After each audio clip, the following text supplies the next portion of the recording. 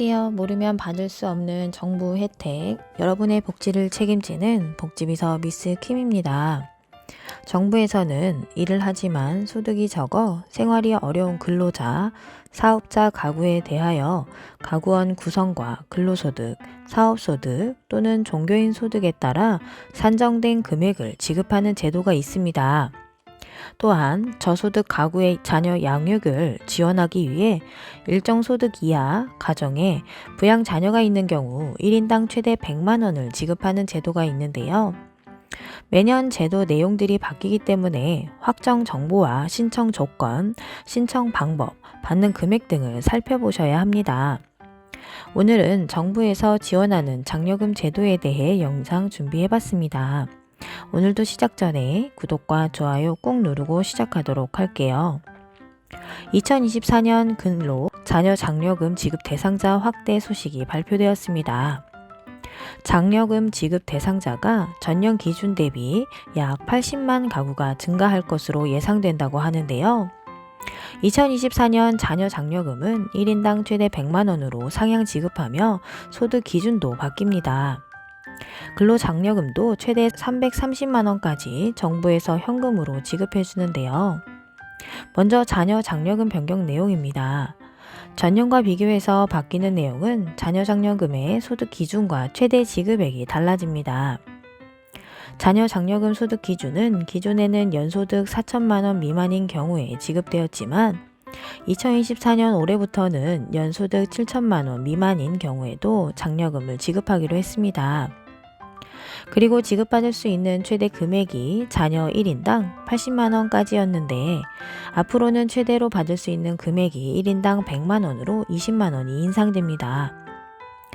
다만 최대 지급의 기준은 그대로 적용되어서 헛벌이 가구는 연소득 2천만 원까지 최대 지급액에 해당되고 2,100만 원을 초과하는 경우 연소득 7천만 원까지 순차적으로 줄어들어 1인당 최소 50만 원을 지급받을 수 있습니다.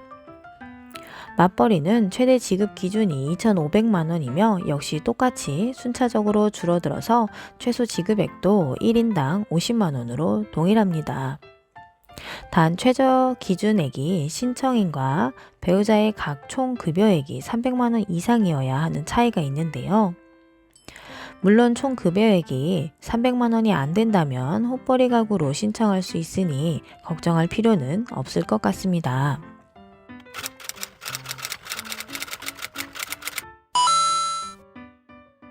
자산 기준의 경우에는 해당 세대의 총 자산이 2023년 6월 기준으로 2억 4천만 원 미만이어야 하며 자산은 가구원이 소유한 주택, 토지, 건물, 예금 등 보유 자산의 총 가액을 말하는데요. 다만 재산가액에서 부채는 차감하지 않아서 주택을 보유한 경우에 매우 불리하게 작용하고 있었는데 2023년에는 부동산 가격이 하락하면서 주택의 공시가격이 18.6%나 하락하면서 지난해까지 신청하지 못했던 분들 중에 약 32만 가구가 추가로 지원금을 받을 수 있을 것으로 예상됩니다. 소득 기준은 전년도 부부 합산 총소득이 7천만 원 이하여야 하는데요.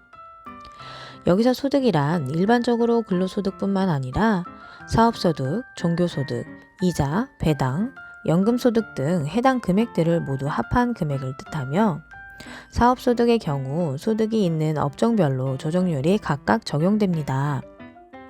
다음은 근로장려금 지급 금액입니다.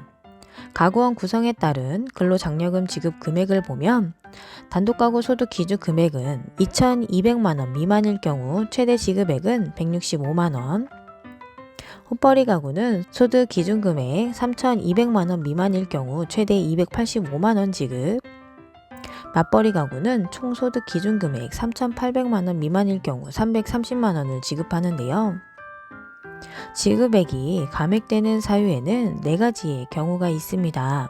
첫 번째는 가구원의 총 자산 합계액이 1억 7천만 원 이상인 경우에는 50% 차감, 두 번째는 신청 기간을 놓친 경우에는 기한 후 신청이라고 해서 6월부터 11월까지 신청 시 10% 차감, 세 번째는 소득세, 자녀세 공제와 중복으로 신청한 경우 지급액에서 세 공제액을 차감하고 지급, 네 번째는 국세 체납액이 있는 경우에는 지급액의 30% 한도로 체납 충당으로 납부됩니다.